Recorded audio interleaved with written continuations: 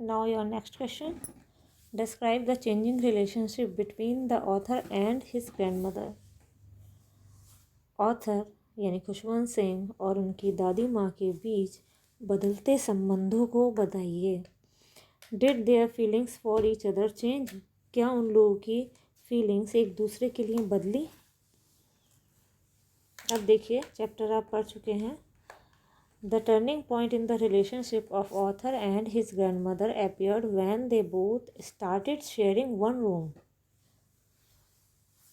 Turning point होता है एक नया मूड, ठीक है। अब ऑथर और उनकी दादी माँ के संबंधों में एक नया मोड़ जब नज़र आया जब उन दोनों ने एक रूम शेयर करना शुरू कर दिया, मतलब एक ही रूम में रहने लगे। भाई एक रूम में रहेंगे तो भावनाएं बढ़ेंगी। लेकिन grandmother did not able accompany the author to his school. लेकिन दादी माँ उसे स्कूल छोड़ने में समर्थ नहीं थी। ऐसा क्या? देखिए, जब वो गांव में रहता था अपनी दादी माँ के साथ, तो उसकी दादी माँ डेली उसे स्कूल छोड़ने जाती थी। अच्छी खासी ट्रेनिंग चल रही थी। लेकिन जब वो शहर आता है अपनी दादी माँ के साथ अपने पेरेंट्स के पास, तो क्या है, रहते तो वो सेम रूम में है, लेकिन इसके बाद वो उसे स्कूल नहीं छोड़ पाती। क्यों? क्योंकि वो अब क्या था, स्कूल बस से जाने लगा था, जैसा कि मैंने आपको पहले बताया था और चैप्टर में भी आपने पढ़ा है। अब आगे देखिए क्या होता है। When author went to university he was given his own room. अब क्या, अब वो बड़ा हो गया, अब वो यूनिवर्सिटी गया तो फिर उसे दादी माँ का रूम छोड़ना पड़ा और उसे खुद का रूम दिया गया। Their friendship was snapped. और फिर उनकी दोस्ती छूट गई। जैसे जैसे दूर होते जाते वैसे वैसे दोस्ती छूट जाती है। You can understand. इसी प्रकार से these are the changing point between the author and his grandmother. तो यही पॉइंट है उनके बदलते संबंधों का। उनके किनके? ऑथर और उनकी दादी माँ के। बट नो, लेकिन नहीं, their feelings were not change for each other. लेकिन उनकी भावनाएं एक दूसरे के लिए नहीं बदली। भले ही वो दूर थे लेकिन भावनाएं नहीं बदली। Next question. Describe the odd way in which the author's grandmother behaved just before she died. उस बदलते हुए व्यवहार को बताइए। अब ऑड वे बदलता हुआ तो नहीं कह सकते, लेकिन जैसा वो डेली करती हैं उससे जो अलग होता है उसे ऑड कहेंगे, ठीक है। तो दादी माँ के उस बदले व्यवहार को बताइए जो उन्होंने अपने मरने से पहले किया, उसको बताइए। The grand mother stopped praying when her death was near. दादी माँ ने पूजा पाठ करना छोड़ दिया जब उनकी मृत्यु पास थी। She did not pray. उन्होंने प्रार्थना नहीं की।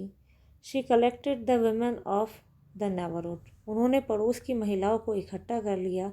Got an old drum. एक पुराना ढोलक लिया एंड स्टार्टेड टू सिंग। और गाना शुरू कर दिया।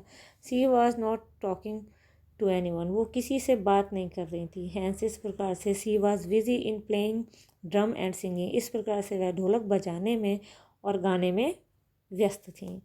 That was the first time. और ये पहली बार ऐसा था। Since the author had known her that she did not pray. जब पहली बार ये ऐसा था जब ऑथर ने ये देखा कि उनकी दादी माँ ने पूजा नहीं की।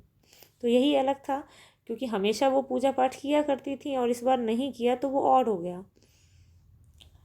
Next question. Describe the way in which the sparrows expressed their sorrow when the author's grandmother died.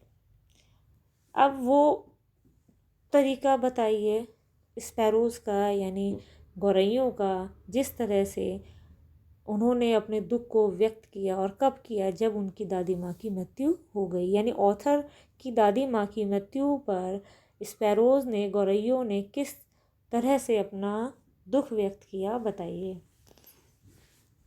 The sparrows, answer देखिए। The sparrows did not eat the bread which was given to them by the author's mother. गौरैयों ने bread नहीं खाया। कौन सा bread नहीं खाया? जो ऑथर की माँ ने उनको दिया था। यानी ऑथर की माँ के द्वारा दिए गए रोटी के टुकड़े गौरैयों ने नहीं खाए। Thousands of sparrows sat scattered on the floor. हज़ारों गौरैया फर्श पर बैठ के बिखर गई, मतलब फर्श पे इधर उधर बैठी दिख रही थी। There was no chirping of sparrows. अब स्पैरोज में यानी उन गौरैयों में कोई भी चहचहाट वाली बात नहीं थी। चर्पिंग होता है चहचहाना, शोर मचाना, जो पक्षी अक्सर किया करते हैं।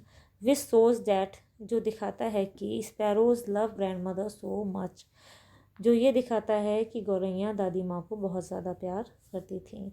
दिस इज़ द वे, यही तरीका था। Sparrows express their sorrow when grand mother died, यही तरीका था जिस तरीके से गौरैयों ने अपना दुख व्यक्त किया जब दादी माँ मर गई।